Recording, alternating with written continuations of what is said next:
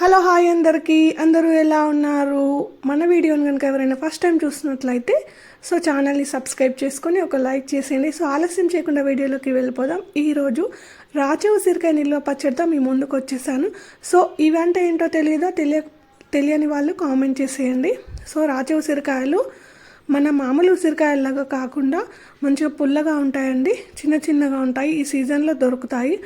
ఎవరికైనా దొరికితే ఈ విధంగా నిల్వ పచ్చడి పెట్టేసుకోండి. మన ఉసిరికాయ పచ్చడి కంటే కూడా ఇవి చాలా టేస్టీగా ఉంటాయి. నేనైతే 1 కేజీ తీసుకొని వాష్ చేసి నేను దాదాపుగా ఒక హాఫ్ డే మొత్తము ఫ్యాన్ కింద ఆరబెట్టుకున్నాను అనమాట. తడి మాత్రం అస్సలు ఉండకూడదు. వెల్లిపాయలు కూడా సిద్ధం చేసుకున్నాను.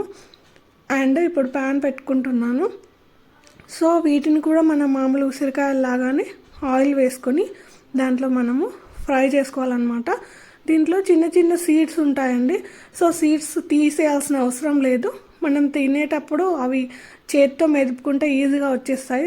నో ప్రాబ్లం అనమాట. ఈ విధంగానే మనం పెట్టేసుకోవచ్చు. మనం ఆయిల్ వేసి ఇవన్నీ ఆరబెట్టుకున్న తర్వాత దీంట్లో వేసుకుంటాం కదా, ఇంకా ఫ్రై చేసుకోవాలన్నమాట నెమ్మదిగా. అంటే ముక్క కొద్దిగా మెల్ట్ అవ్వాలన్నమాట. అప్పటిదాకా మనం ఫ్రై చేసుకుంటూ ఉండాలి. కొంచెం మీడియం టు లో టు మీడియం ఫ్లేమ్ అడ్జస్ట్ చేసుకుంటూ నెమ్మదిగా కలుపుకోవాలి. ఇప్పుడు ఇవి నేను కేజీ తీసుకున్నాను కదండి. మనం పచ్చడి పెట్టుకునేటప్పుడు హాఫ్ కేజీ కంటే కొద్దిగా ఎక్కువ అవుతుంది. ఇవి మనం పచ్చడి పెట్టుకొని మనం జార్లోకి తీసుకున్న తర్వాత కూడా కొంచెం మగ్గిపోయినట్టుగా అవుతాయి అన్నమాట. కొంచెం ఎక్కువ క్వాంటిటీలో కావాలనుకున్న వాళ్ళు 2 కేజీస్ వరకు అలా తీసుకుంటే సరిపోతుందన్నమాట.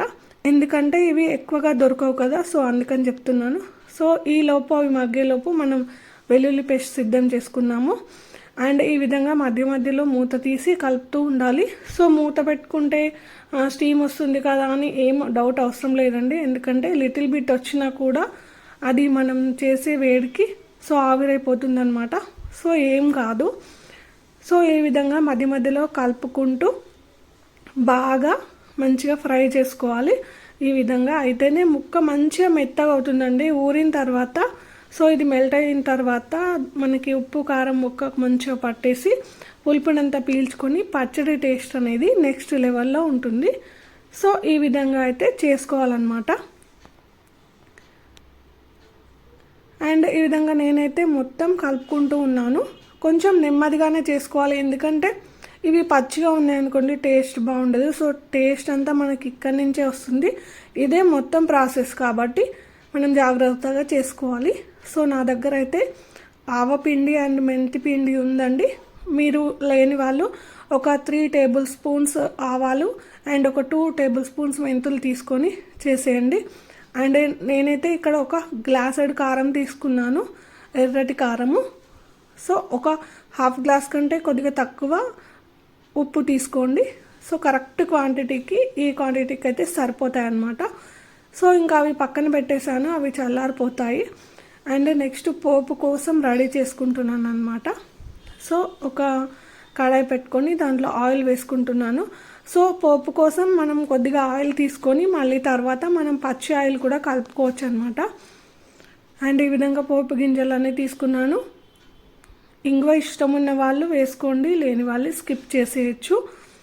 అండ్ ఈ విధంగా పోపు దినుసులన్నీ కూడా వేసుకున్న తర్వాత కొంచెం అవి చిటపట్లు ఆడిన తర్వాత ఇంగువ వేయండి. అండ్ ఇక్కడ మనం వెల్లుల్లి ముద్ద వేసేటప్పుడు మాత్రం స్టవ్ ఆఫ్ చేసి వెల్లుల్లి ముద్ద వేయండి. ఎందుకంటే కొంచెం ఆయిల్ ఎక్కువ ఉంటే మాత్రం పొంగిపోతుందండి. అండ్ వెల్లుల్లి ముద్ద కూడా మాడిపోతే టేస్ట్ ఉండదు. మనం స్టవ్ ఆఫ్ చేసిన తర్వాతనే వెల్లుల్లి ముద్ద వేసుకోవాలి. ఇలా వేయగానే అలా కమ్మటి వాసన వచ్చేస్తుందండి. నిజంగా వెల్లుల్లికి ఉన్న వాసన దేనికి కూడా ఉండదు కదా. ఈ విధంగా నేను అవి చల్లారిన తర్వాత ఇంకా దాంట్లోనే అదే ప్యాన్లో కొద్దిగా పసుపు తీసుకున్న ఆవపిండి అండ్ మెంతిపిండి అన్నీ వేసేసాను. దీంట్లో ఒక గ్లాసెడ్ కారం అని చెప్పాను కదా, గ్లాసెడ్ కారం తీసుకుంటున్నాను అనమాట. అండ్ సగం గ్లాస్ కంటే కొంచెం తక్కువే తీసుకున్నాను ఉప్పు, ఎందుకంటే కొంచెం తక్కువే పడుతుంది. ఈ మధ్యలో ఉప్పు కొంచెం ఎక్కువ టేస్ట్ ఉంటుంది కాబట్టి కొద్దిగా చూసి వేసుకోండి, మళ్ళీ ఎక్కువ అయితే బాగోదు. అండ్ ఫస్ట్ ఇవన్నీ వేసుకున్న తర్వాత ముక్కలకంతా కూడా ఈ విధంగా ఉప్పు కారం మనం వేసిన మెంతిపిండి ఆవపిండి అంతా పట్టేలా కలుపుకోవాలి. అండ్ ఇక్కడ నాకు నూనె అయితే చల్లారిపోయిందండి. సో చల్లారిపోయిన తర్వాత మాత్రమే కలుపుకోవాలి. సో లేకపోతే పచ్చడి అంతా మాడు వాసన వచ్చేస్తుంది అనమాట. సో మాగినట్టుగా అవుతుంది అంటారు కదా, ఆ విధంగా. సో నేను పైనుంచి అయితే కొద్దిగా ఆయిల్ పోస్తున్నాను. ఇది మళ్ళీ మనము 3 days తర్వాత కలుపుతాం కదా, అప్పటికి ఆయిల్ ఊరిపోతుంది. సో 3 days తర్వాత మనం కలుపుకున్నప్పుడు దీంట్లో ఒక 2 నిమ్మకాయలు పిండుకుంటే ఇంకా టేస్ట్ అనేది నెక్స్ట్ లెవెల్లో ఉంటుంది. చాలా చాలా బాగుంటుంది. నేనైతే ఒక ముద్ద అన్నంలో కలిపి చూపెడుతున్నాను. టేస్ట్ అయితే నెక్స్ట్ లెవెల్లో వచ్చింది.